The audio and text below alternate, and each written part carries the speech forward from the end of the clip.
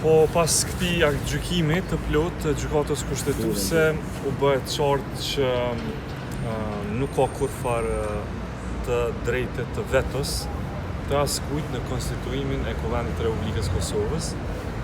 Ky është përfundimi i parë i rëndësishëm. I dytë i rëndësishëm është që gjithë deputetët duhet të jenë të pranishëm dhe të votojnë. Dhe i treti që dua ta ndaj me ju është që lëvizja vetëvendosje nuk ka kurrfarë vote për listën sërbe, të asnjë të propozuar. Kështu do të zhvillohet seanca. Mendoj që deputetët marrin pjesë prej gjitha partive politike dhe kur të dështojnë të gjitha opcionet e listës sërbe, atëherë mbetet vetëm i fundit, që është zoti Rashić, edhe zgjedhja e tij nuk ma merr mendja që do të jetë antikushtetuese. Kështu ka thënë aktgjykimi dhe kështu mendoj që edhe do të ndodhë. Sot ma merr mendja që do të përfundojnë të gjitha.